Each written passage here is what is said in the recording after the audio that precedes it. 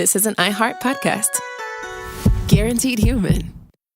Whether you're calling the wise women in your life, video calling your girlfriends across the country, or checking in on someone who always knows how to make you smile, staying connected matters. Those small conversations, shared laughs, and quick hellos are what keep relationships strong even when life gets busy. Some of the most life-giving conversations start with just a phone call. That's why AT&T guarantees a network you can rely on so you can focus on the moments and people that matter most. That's the AT&T guarantee. AT&T, connecting changes everything. Terms and conditions apply. Just visit att.com/guarantee for details. The springtime thaw is finally here.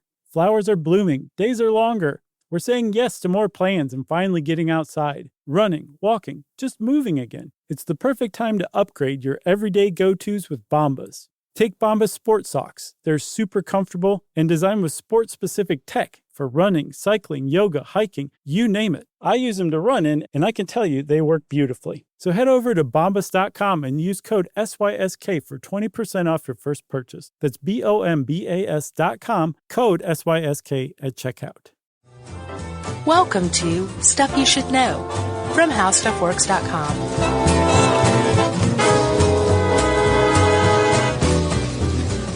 Hey, and welcome to the podcast. I'm Josh Clark. There's Charles W. Chuck Bryant. There's Jerry. Just doing a little tandem juggling with my bra. That's what we're doing right now. Yeah, man. Yeah. Wish you guys could see this because we've gotten pretty good. Cascade right now. Oh, yeah. Look at this half shower. Half shower. Man, that was a good one, bro. 17 balls at once. Yeah, Jerry, come light these torches on fire. Wow. Man. Half shower of rain and fire. This is really dangerous. Ta-da. Can you juggle? No, but I want to after this. My brother learned, of course. Of course. I'm sure he was born knowing how to juggle. Yeah. He came out of the womb juggling. Yeah. No, he learned back when in high school and mastered it pretty quickly. Yeah. And he can still juggle some. I think it's one of those things where once you learn sort of the basics, you can always do it. Because apparently a lot of it comes down to muscle memory. Yeah. Which is to say, motor memory. Yeah. And in true Chuck fashion, I tried to learn to juggle for about an hour and never finished. Did you see any progress over that hour? Yeah, I could do the little one hand juggling two balls with one hand thing. Uh-huh. Okay. But I did a lot of chasing the ball. That's a problem. Which apparently if you're a beginning juggler, you're going to be throwing the ball further and further away from you just naturally. Chasing the ball. And they call it chasing it. So, what do they suggest? They suggest that you learn to juggle close to and facing a wall. Yeah. Because that way you can't move forward. Or you'll just keep hitting your head and you'll scratch your face up on the brick. And quit juggling. This is a Jonathan Strickland joint of tech stuff. It reeks of Strickland. It does. Even if the byline hadn't been on there, I would have been like, this is Strickland. Yeah. But I remember when this one was made, it was right when I got here. And there's a video embedded of Strickland teaching you how to juggle. Yeah. It reeks of bald head cream and bowling shirts. Yeah. And it also has an illustration by Marcus, who clearly always wanted to be a comic book illustrator because the guy who's in the graph on how to juggle is just totally ripped. Yeah. Like a comic book hero. I remember Marcus. That seems like a million years ago. It was. So, juggling history. Mm-hmm. How long have people been juggling? Chuck, people have been juggling since at least 1994. BCE. No. Exactly. They found in Egyptian tombs hieroglyphics showing women toss juggling. And there are many kinds of juggling, by the way, and we're mainly going to talk about toss juggling, which is throwing something up in the air, throwing more things up in the air than you have hands. Yes, that's toss juggling. And there are, like you said, a bunch of other kinds, but if you're a toss juggler, you probably don't consider the other kinds real juggling. You're We'll see. Those are cool and everything, but that's not real juggling. Yeah, I asked my friend, our friend, Brandon Ross from the Stuff You Should Know art department. Clearly a juggler.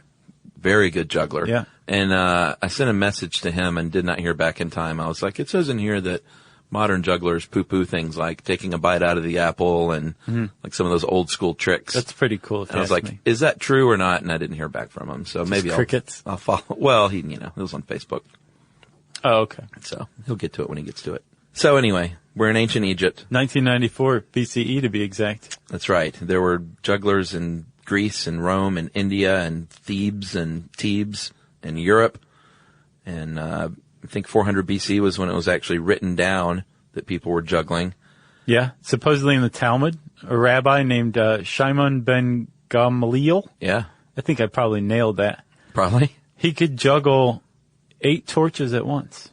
That's hard to believe because world records today are like 7.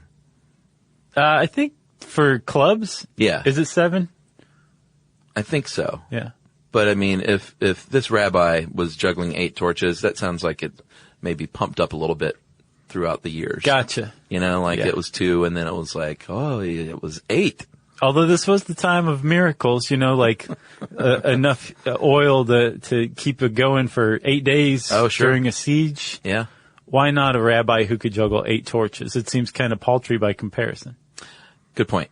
Through the Roman era, apparently, that jugglers were actually held in high esteem, but then they kind of went down into pooper a little bit. This is hilarious. Because people associated with them like magicians as con artists. So I don't know if it was like, hey, look at what this guy's doing while someone else is picking their pocket. Right. But that's kind of what it seems like it might have been going on. Yeah, apparently. You were a con artist, like you said. Sure. Everybody knows that you can't trust a juggler. A juggalo. Well, at the time, that's how people thought of jugglers. This seems to be during like the Holy Roman Empire in the West, right? Then the medieval era hits, and suddenly jugglers start to become a little less threatening, and actually a little more clown-like. Yeah. Like initially, they seem to have been not revered necessarily, but thought of in fairly high esteem. Then they went the opposite direction, and then they came back as clowns. Right. I wonder how many behind closed doors, how many emperors and kings tried it out after seeing it in the court, Yeah. and were just like morons with it. Yeah, and then had someone's head chopped off out of frustration. They took the Chuck route, although I didn't behead anybody. But yeah, during the medieval era, you could, if you found a juggler, you probably also found something of a minstrel or performer, Sure. An all-around entertainer, who probably traveled from town to town, maybe asking people to bring out their dead for some side work. Perhaps. And then juggling corpses. That's right. Which must have been a sight to see. And then in the 1700s, they became more of a circus act. And in the late 1800s and 1900s, vaudeville came along. And, of course, any sort of skill like that was big in vaudeville. Mm-hmm. And I did not know this, but W.C. Fields was a juggler in the vaudevillian days. I didn't know that either. Before he became just a drunk actor. And he's not the one who raped anybody, right? Who was it? I think that was Fatty Arbuckle. Fatty Arbuckle, that's who it was. Yeah. Yeah. Same era, same guys. I looked it up and I ran across the Hollywood Hell Club. So apparently before the Brat Pack, before the Rat Pack, there was a group of early Hollywood guys. Other white Errol dudes. Flynn, who was a rapist, W.C. Fields, John Barrymore, that just raised hell in Hollywood in the 20s. Errol Flynn was a rapist? Uh-huh. Really? Accused rapist. I didn't know that. So then vaudeville declines, circuses sort of decline a little bit for a while, and then jugglers started hitting the streets, or as Jonathan Strickland said, or become mathematicians. Yep. We'll get to the math connection, which is legit. That's foreshadowing. But I don't know that they formed their own stage shows, performed on street corners, or became mathematicians. Right. Those were the 3 options if you were a juggler. And then, of course, in the 1940s, I say of course because it's common knowledge that these are when the juggling groups and conventions were formed and held. The International Brotherhood of Magicians decided, at a meeting, hey, guys, the jugglers got together and had a few drinks and said, I don't like being known as a magician. Yeah, that's how the jugglers tell it. The magicians were like, get thee out, jugglers. Is that what it was? Poof. Yeah. Yeah. And then they, threw down their smoke bomb and they were gone? Yeah. So they formed and splintered off and formed the International Juggling Association. And in 1969, they started holding championships and competitions. Summer of juggling. And in 2000, Jason Garfield, a very famous juggler, formed the World Juggling Federation and said, ESPN, you need to put this stuff on TV. So once a year, they put it on TV. Progress. Along with the spelling bee and the dart competition. What else? Which I watched the other day. Log rolling? Yeah, lumberjacking. Sure. Lawn darting? No. That's illegal. No more. It's like cockfighting. So, all right, let's get into it then. So we're actually going to teach everybody how to juggle. Like, no kidding. Yeah, and if you're really into this, like, we're going to describe a lot of things visually, which is always a train wreck for us. Yeah. So I would recommend you do like I did and just get on the old YouTube and look up what cascade juggling looks like. And there are 4 or 5 guys who have tons and tons of videos. There's a few. There's one guy that I believe is kind of the gold standard for YouTube instructional juggling videos. Yeah. His name is Adam Shomsky. Shomsky. Uh-huh. And like, I'm sure I watched him. that guy pops it into slow motion for you. Yeah. There's like graphics when like he throws something straight up, you might not have caught it, so it says thrown straight up. Or he's good. Okay. And he's just doing it for the love of juggling, you can tell. I think they all do. I would hope so. I don't know if you make a ton of money as a juggler these days. Or fame. Oh. Although there is, I should recommend, I was going to wait till the end. There's a great article on Grantland.com called Dropped by Jason Fagone, and he details a big long story on Anthony Gatto, who may be the best juggler on the planet. He juggled for Cirque du Soleil. Oh, he had a bunch of the records until recently. Yeah, 12 world records, and he's amazing, dude. But he quit last year to run a concrete resurfacing business after becoming disenchanted with the juggling scene. Basically calling out all these kids these days saying, like, you film something 100 times and only nail it once and then you upload it to YouTube. That's not the same. His quote is, if you can't do a trick in 3 tries, you can't do it. He said, you may have done it, but it doesn't mean you can do it. It's essentially what you're talking about. This guy's story is the premise for Office Space. Yeah, basically. Yeah. But he's amazing. If you watch Anthony Gatto juggling, like, he will break the record for, like, let's say the number of balls in a rain shower. Mm-hmm. And, for the amount of time though. He won't like do it for 10 seconds. He'll do it for like 10 minutes. Right. And other jugglers are like, this dude is insane how long he can keep all these clubs and balls and torches or whatever in the air. That's really funny that you mentioned him and what happened to him, because I noticed his records were like all mid-2000s, the most recent ones were.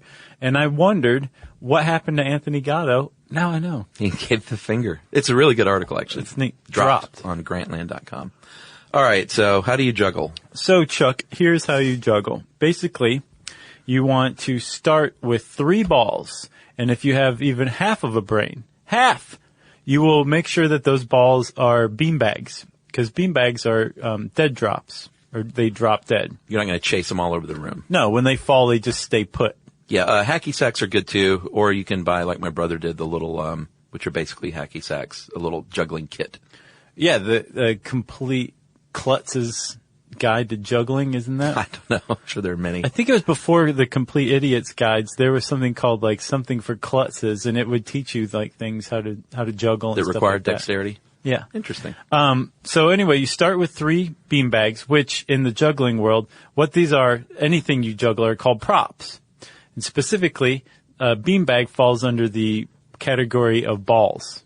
Even though they're not necessarily balls, right. They're still under the prop category of balls. So, because it's not a chainsaw or a torch. Exactly. Or a club. Which would fall under the category of clubs. Right.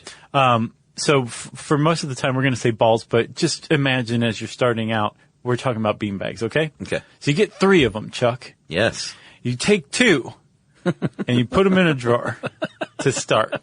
That is the first step to learning juggling. Yeah. You take 2 of your 3 balls and put them away. Yeah, and Strickland and experts say you should literally start with tossing 1 back and forth to get your arc down. The key is consistency. You don't want to, and once you get good, you can do all sorts of things, but you don't want to toss 1 beanbag up 4 feet and 1 3 feet. When you're first starting out, you want to kind of toss them all about the same. Yeah, and you need to learn your hand movements, which are very important. Sure. Once you get hand movements down, you can do variations on the hand movements. But ultimately, there's a basic hand movement that's a scooping motion. Yeah. And the easiest one to start with, to start practicing, is the cascade pattern. Yeah, there's two main patterns, the shower and the cascade, which we've joked about so far about 10 times. Mm-hmm. The shower is the one that you see on cartoons when someone's basically just throwing balls in a big circle, in a big loop. Beautiful. Beautiful, very cool looking. The cascade looks kind of like fireworks if you like squint your eyes and use your imagination. Yeah, never thought about that. Yeah, like as the balls go up and they arc out, they're basically arcing outward across your body. Yes. And it looks just kind of like, one of those big fireworks where it like blows up and then like just kind of trails downward slowly. Yeah. That's ultimately what it looks like to me. Yeah, I get that. Yeah. So the cascade, you move your hands in a figure 8, and for the regular cascade, your right hand goes clockwise, your left hand is counterclockwise, alternating these tosses. If you reverse that, that's called a reverse cascade. Right. So the key here, just remember, you're using one ball still, but you're making a scooping motion in toward your torso. Yeah. Like in toward yourself, not away from your body, but in toward your body, right? In front of your chest. Mm-hmm. Your feet are shoulder width apart. Yeah. Because they always should be. When you do anything. And you're tossing the thing up into an arc in about just above eye level. Yeah. That's the one that you start with, and you usually start with your dominant hand.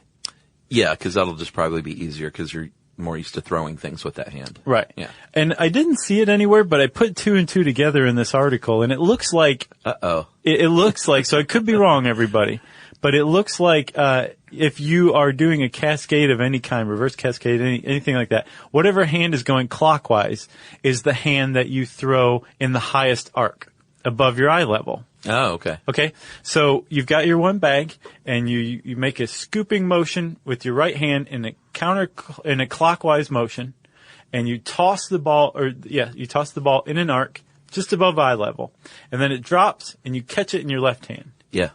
And then now, in your left hand, you toss it again, but this one should be slightly under the arc of the first one. Yeah. It's moving in a counterclockwise motion. So that eventually when you add more balls and you have them all in the air, they're not just bumping into each other at the same place. The one from your clockwise motion hand is going higher, and the one from your counterclockwise motion hand is following just beneath the arc of the first ball. That's right. It's inside that ball's path. Yes. And you're going to, at first, be very frustrated because you're going to want to throw both of the balls at the same time when you're just starting out with the 2, just to get used to the motion. Yeah. Because it's just that, sort of like if you've never played drums, it's hard to make your right arm, your left arm, your right foot, and your left foot do different things. Yeah. It's a bit of a brain trick. I think some people catch on quicker than others, obviously. But, you want the 2 tosses to be distinct and separate. And one way to do this, Strickland says, is to count your toss. Like, toss 1, toss 2. Yeah. Toss 1, toss 2. And then your little brother's going to say, "What are you doing in there? Shut up." Yeah. Nothing. Toss 1. Toss 2. Right. So we might as well add the second ball now. Are you ready? Oh, so we just been with one ball? Yeah. Oh, wow. Because toss 1 is with your clockwise hand. Yeah. Toss 2 is with your counterclockwise hand. You catch the second one, your toss 2 with your clockwise hand. Toss 1, toss 2. You're still just with one ball here. Now we're going to add 2. Okay. So, you have one in your left hand, you have one in your right. Uh-huh. We're doing a cascade, so with your right hand, you're making a clockwise scooping motion. Yes. Right? Uh-huh. Yeah, I got it right. I wish people could see this one. So this is delightful. So we're going to throw the first ball, and as it reaches its zenith just above our eyes, we're going to throw the second one just underneath the arc of the first one. Yeah, you know what's funny is that people that were walking by my desk all day saw me doing the same thing. Because you kind of do it to yourself to be like, okay, I get the motion. Yeah, you're like, what is Strickland saying here? And we were using no bean bags. No, just imaginary ones. Exactly. I didn't drop a single one. I'm a great imaginary juggler. So, Chuck, with this toss 1, toss 2, ultimately what you're doing is, let's say it takes a second for you to throw one ball to your other hand. Yes. You throw the second ball at about the halfway mark of that first throw. So every half second, you're throwing a ball. Is that the deal? If you're fast, you are. Ultimately, you're doing that. But it doesn't even necessarily have to be a second. Let's say it takes 2 seconds for it to go up and then down. Yeah. So every second you're throwing. Every half of whatever beat it takes for the ball to be tossed and then come down, you're throwing a ball. Right. Okay? Okay. Which means that when you finally add the third ball in there, whoa, you can, which let's go ahead and do that now. Yeah, you want to hold 2 balls in one hand, obviously, right. And they suggest to hold the 2 in the dominant hand. Although, if you're having a problem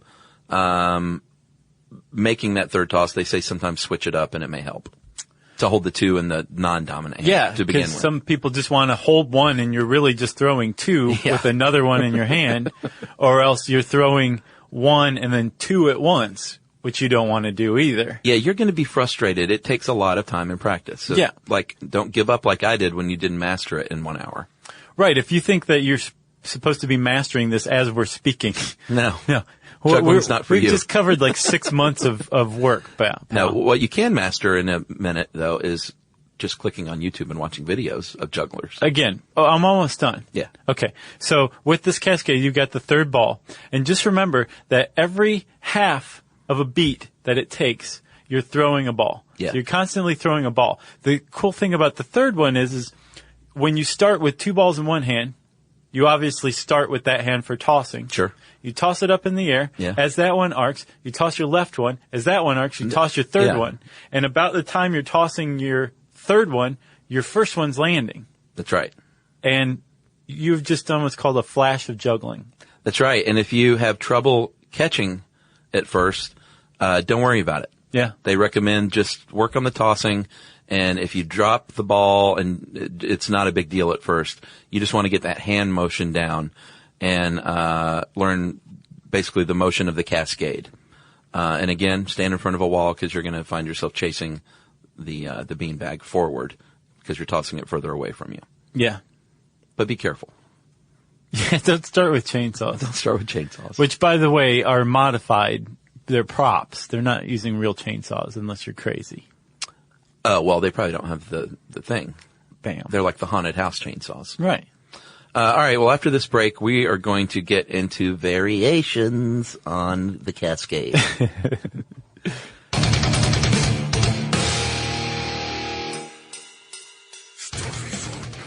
Spectrum Business keeps businesses of all sizes connected seamlessly with fast, reliable internet, advanced Wi-Fi, phone, TV, and mobile services. That's right. And Spectrum Business offers 100% U.S.-based customer support 24/7 to help you stay up and running. And they offer tailored connectivity solutions with packages built for your business budget. Yeah, so it's no wonder millions of business owners rely on Spectrum Business to keep them connected. Visit spectrum.com/business to learn more. Restrictions apply. Service is not available in all areas. Imagine never buying gas again. Well, you can with an electric vehicle. EVs are easy to charge as your phone and perfect for everyday life. You can drive daily with confidence everywhere you go. Most Americans drive just 40 miles a day, and most EVs are equipped with 200 to 400 miles of range. Plus, they've got fewer parts, they require fewer repairs, and they produce fewer headaches. And with all those pluses, it's no surprise that we're seeing more and more EVs on the road, which makes the planet happier and happier. The way forward is electric. You can learn more about EVs at electricforall.org.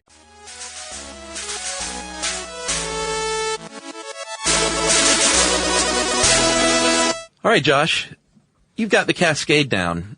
Try the reverse cascade. Okay. Which is, like I said, just the opposite direction. Counterclockwise for your right hand, clockwise for your left. You're scooping your hands inward instead of outward. Right. Oh, I'm sorry. You're scooping outward instead of inward. Right. Which sounds weird, but if you just do without balls, if you just do your hands like that, it makes sense. Yeah. You can just kind of do it in your imagination and then just change directions. Yeah. And you're like, wait a minute. I've seen guys do that. Right. It'll feel like natural. Yeah. The only big difference is here is with the hand that you throw in a higher arc has changed. So your first throw is going to be at a lower arc than the second throw. That's all. Okay. And your hands are moving in different directions. So but remember, the hand that's going in counterclockwise motion throws in the higher arc. And that's called Josh's Law. Okay. So after you've mastered this, which will take a while, as we've said 150 times, you can start doing little tricks, thrown in there, because just a regular juggler isn't going to get very far in life. Where you really make your dough is when you start throwing in things like the half shower or the tennis move, which is, if you look all these up, it basically, when you see jugglers just juggling regular and then their arm does something crazy looking, that's what these moves are. Right. Like, we could describe them in detail, but it's really a lot cooler if you just go look. But when you're watching juggling, you go, oh man, what was that? Look what that girl just did with her arm. That was maybe a tennis move or Mills Mess, invented by juggler Steve Mills. Yeah. Not my uncle Steve Mills. I don't think he can juggle. Or Burke's Barrage or Rubinstein's Revenge. Pretty cool stuff. Yeah, these are all just complex arm crossing patterns as you're juggling, different variations on that. Another variation that I like, have you seen this before? Bounce juggling? It's my favorite thing. Rather than throwing the balls favorite up... thing. My favorite juggling thing. Okay, gotcha. Yeah.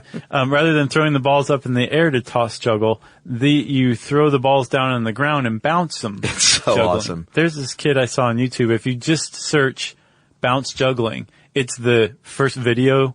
It's the first thing that comes up on YouTube. That guy's good. He starts out in profile. Yeah. And you're like, what's the big deal? In like his basement or whatever. Yeah, but then once I don't know how many balls he had going. He had quite a few. Yeah, and there's different ways of doing this. You can either lift bounce it by just sort of tossing it in the air and letting it bounce, or you can actually throw it at the ground, which is called a force bounce. Right.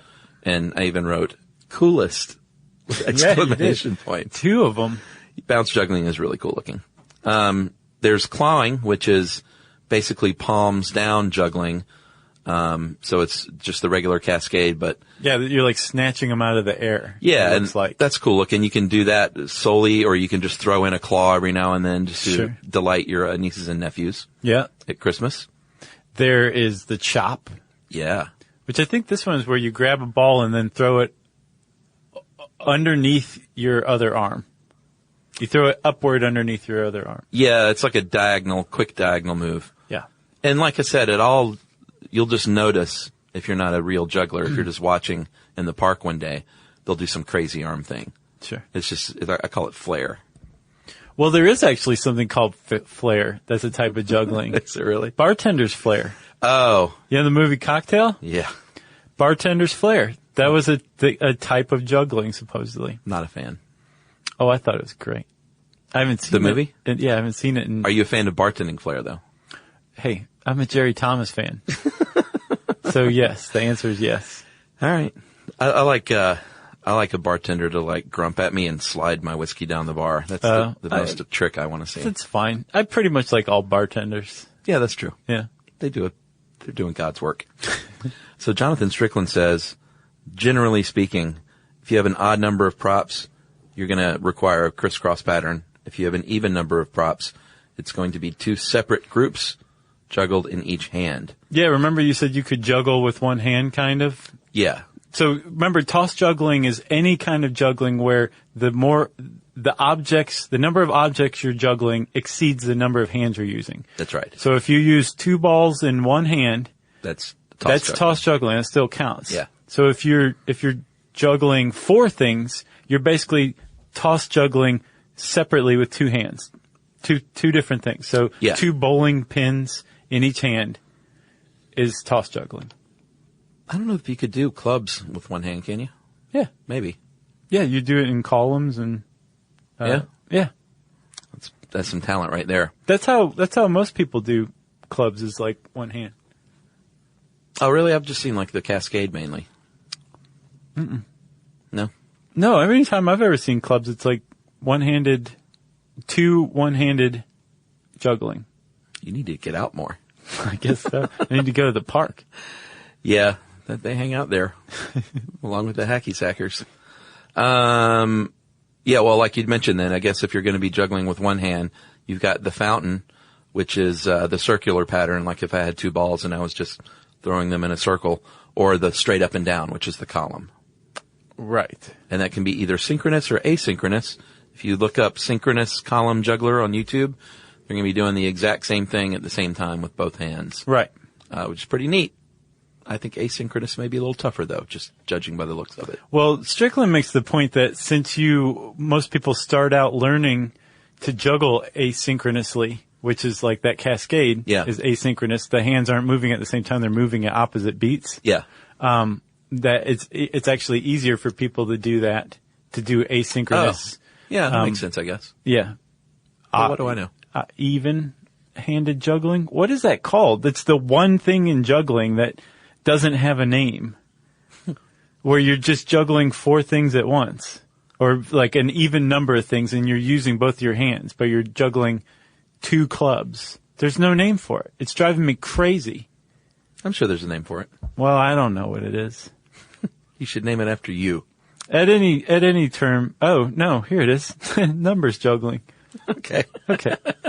So when you're doing numbers juggling, an even number of numbers juggling, you're just doing it asynchronously probably to start. Okay. That was my point before my little tirade. I wonder how many angry jugglers we have right now. Oh, probably a lot. A couple hundred. There's a couple of other kinds of juggling that are fun to watch. Cigar box juggling and shaker cup. You've probably tried the cigar box thing with chew boxes or whatever. And that's when you have any number of boxes. You're holding one in each hand, but then you have quite a few in the middle. And you'll toss them up and flip them and then catch them between the other 2 boxes. Yeah. It's pretty neat. And the same sort of thing goes with the shaker cup. Your cups are nesting inside one another, though, like cocktail cups. And you're, tossing those up and catching them. And that probably was born out of bartender flair. Yeah, probably so. All right. We mentioned clubs as an alternative. They look like the standard club looks sort of like a modified bowling pin. Yeah, like a slim, svelte bowling pin. Yeah, a sexy bowling pin. There are European and American versions, and I think the European version is slimmer and sexier than the American. Go figure. And I think they're a little more popular as well. Right, and the larger end is meant to fit into a champagne coupe. Is that so? The European one, yeah. That's pretty neat. And I think you said that clubs also, if you want to do like knives and torches, they call that a club as well? Yeah, I think there's like a few broad categories of props, and then balls, subsets. Clubs, that kind of thing, and then they fall under those subcategories. Like axes and torches and categories chainsaws. Out the yin yang. And then there's ring juggling, of course. They're very stable because of their gyroscopic properties, and so don't even mention gyroscopic properties. Well, the point is, though, you can juggle a lot more rings at once, maybe than you might be able to juggle a ball. Yeah, and that's pretty impressive to see as well. Yeah, and then there's this thing I found today called contact ring juggling. It's when you're not throwing rings. You really just have to you're see rolling it. them along? Well, no, that's contact juggling with like a ball. Uh-huh. Is when you're like doing the Harlem Globetrotter thing and rolling it down your arm and over your body and right. stuff. Which is pretty cool. But the contact ring juggling is just look it up. It's really cool. It's like, I mean, there's all different shapes, but the ones I've seen are mainly a figure 8.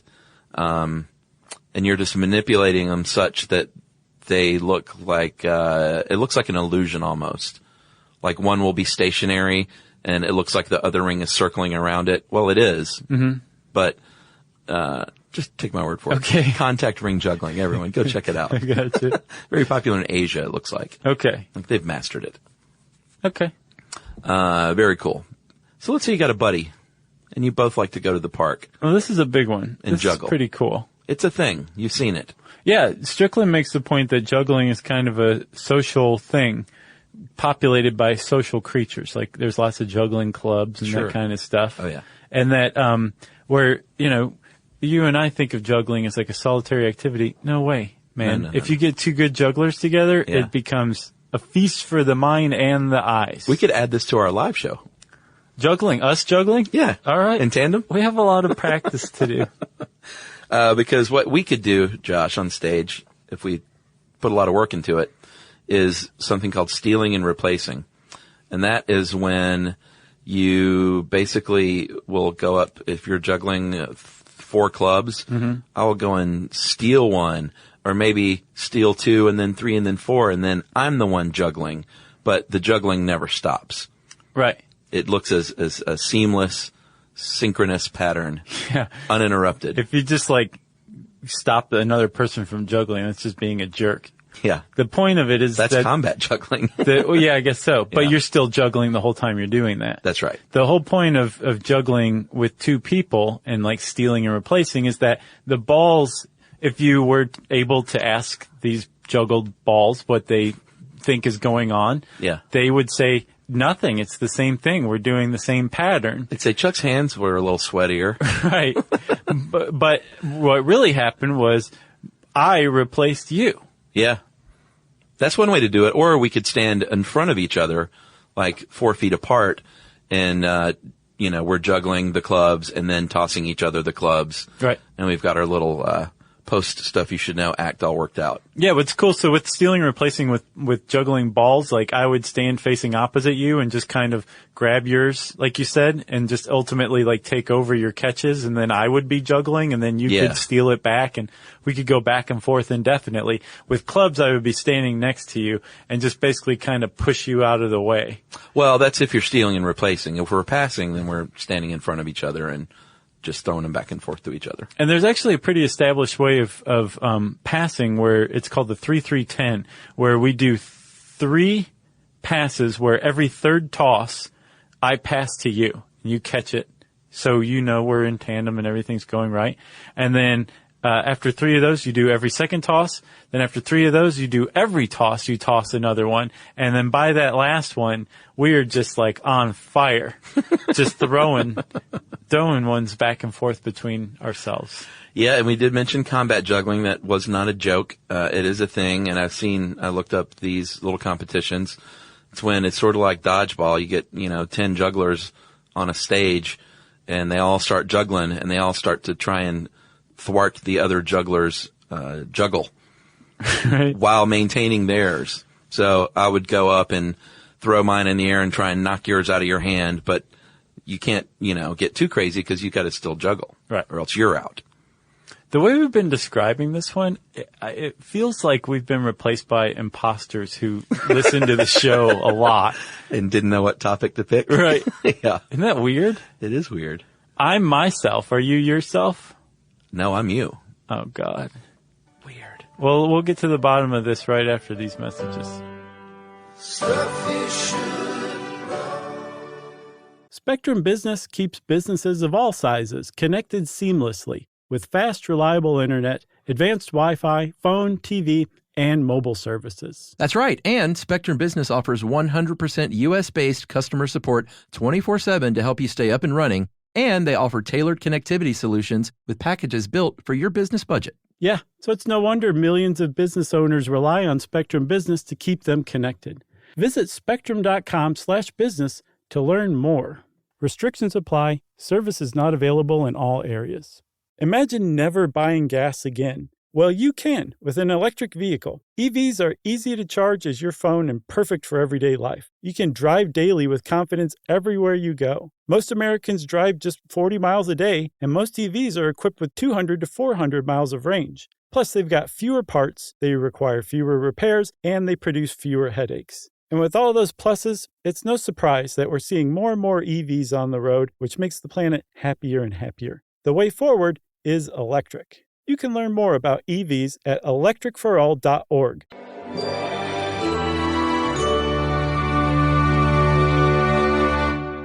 And now, Chuck, comes the darkest time. Is this Josh Actual? Yeah. Okay. Yeah, I'm replaced. I replaced the replacement. Okay. Nope, still here. Saying bizarre stuff like I replaced the replacement. All right. We're talking about the physics of juggling. Fun. Which it's actually kind of straightforward. It's stuff you would think of, but it's nice to put it into terms where we can say that we covered the physics of juggling. That's right. So the main factor acting on juggling, probably the most important part in the whole thing, is our good friend gravity. That's right. An acceleration due to gravity specifically right. is 9.8 m/s to the second power, meaning 9.8 meters per second every second. Right. So when you drop something, speed is going to increase by 9.8 meters per second. And don't bother us. We're not including any kind of air resistance. We're in a vacuum. Yeah. To demonstrate all of our physics, we're always in a vacuum. Right. Our little stuff you should know vacuum part next to the Wayback Machine. Yes.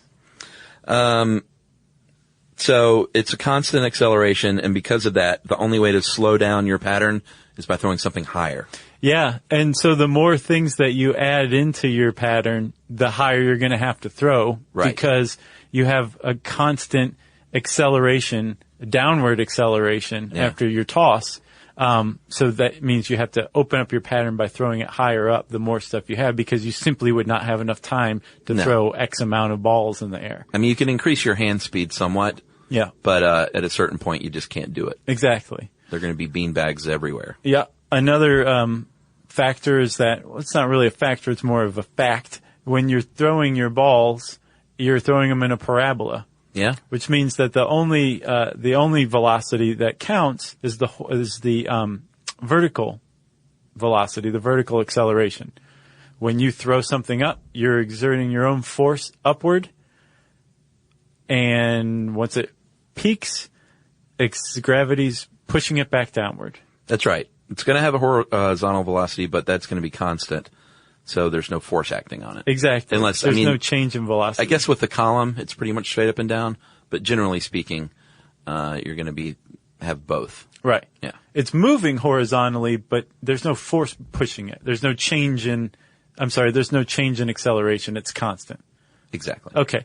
And then, of course, the mass of your props also count.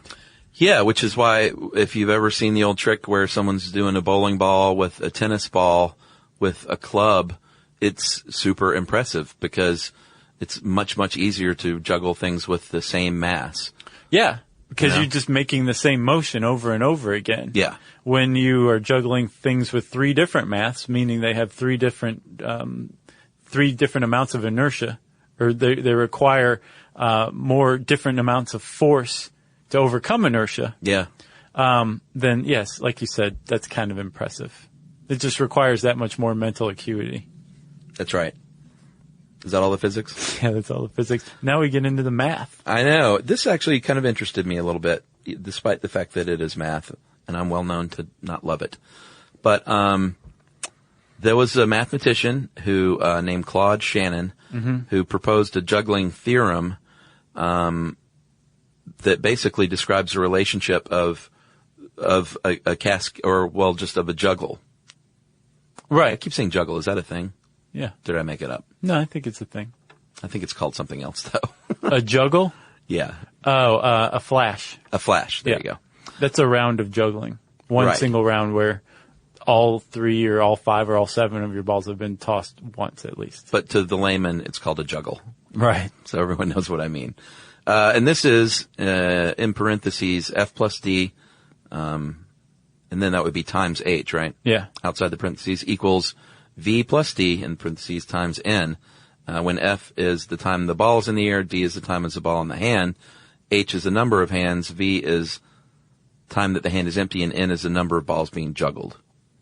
So basically what he's saying is if you add together the amount of time the ball spends in the air plus the amount of time it spends in the hand, right? Yeah.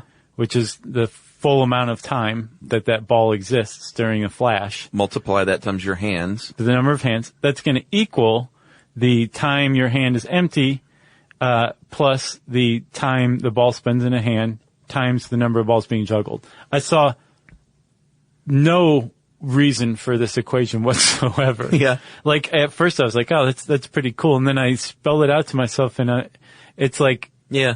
the amount of time the ball's out of the hand plus the amount of time the ball's in the hand times the number of balls.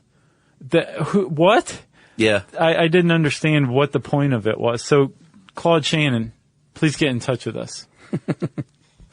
Well, that's why he did it. So, people would write stuff about it, you know? Well, the thing is, I guess the problem is that it says Shannon built a juggling robot. So I guess this formula allows robotics to happen. Yeah, and I saw the juggling robots, different robots that toss things and catch things. Right. It's kind of cool. Okay, yeah. So if that's the point of the Shannon theorem, is that what that's called?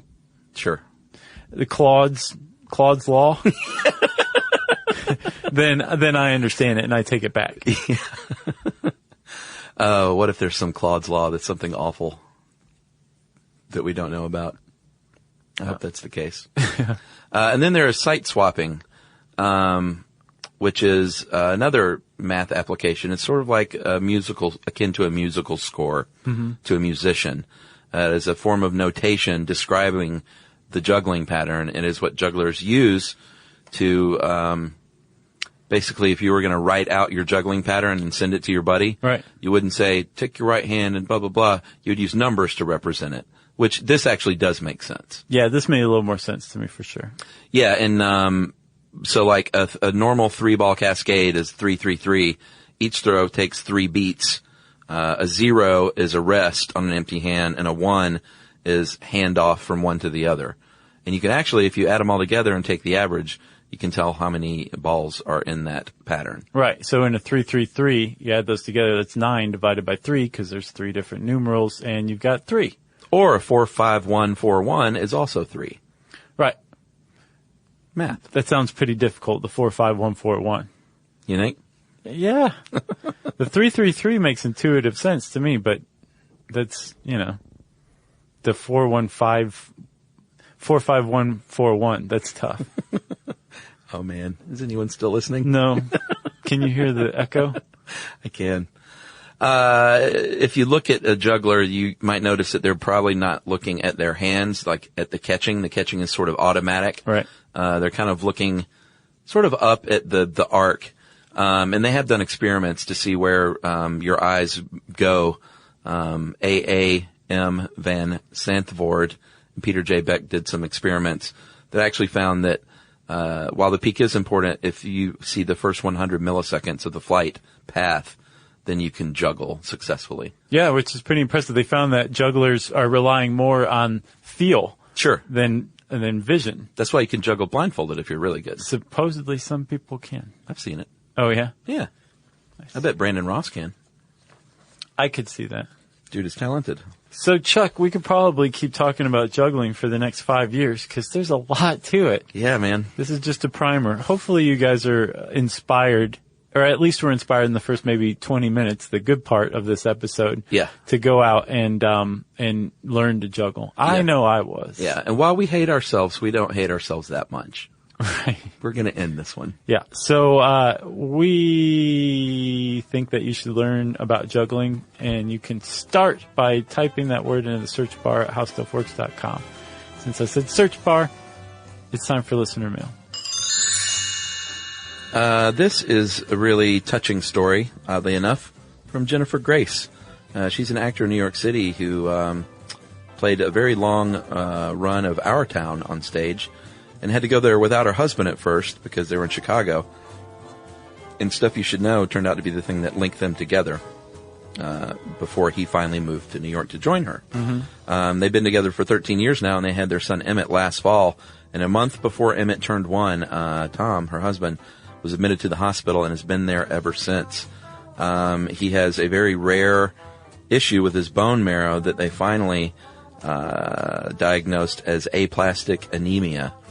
So basically, he has no immune system, which means he can't risk getting sick, which means their son, can't even visit him, which is just unbelievably sad. She can visit wearing mask and gloves and gown, but they can't even touch each other, the husband and wife. And this just came on suddenly, too, right?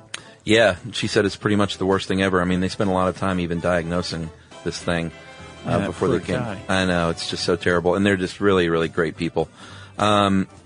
She said, it looks like we will be going forward, though, with a bone marrow transplant because he has a brother who is a match, and he does have a good chance of recovering. That's a good brother. With this bone marrow transplant, and a round of chemo followed by this transplant in the new year. She says there's not a lot that I can give him by way of a Christmas present this year, given the circumstances, but I'm hoping that perhaps you would give him a shout-out on an episode. It's been a very special shared experience for us. It would really brighten his day. So, Tom, dude, they also sent me a video of them playing a song together in the kitchen, doing a Springsteen song. And it was just like, they're the cutest couple ever, and they're really great. And I'm going to plug their GoFundMe site because they didn't even ask me to. That's why I'm plugging it. It is gofundme.com/F759ZG, and that will help out offset their hospital bills a little bit. And they're just really nice folks. And so, Tom, get better soon, man. I hope that operation goes great. Yeah, Tom, here's to you, buddy. And, yeah.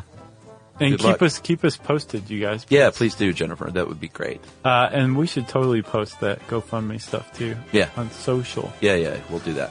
Well, if you have a great story about how Chuck and I brought you together with your SO or helped you through a rough time or did anything good, we want to hear about it.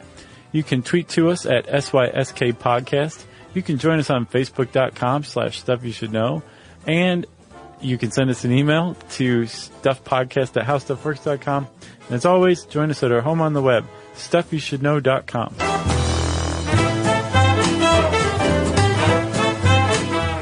For more on this and thousands of other topics, visit howstuffworks.com.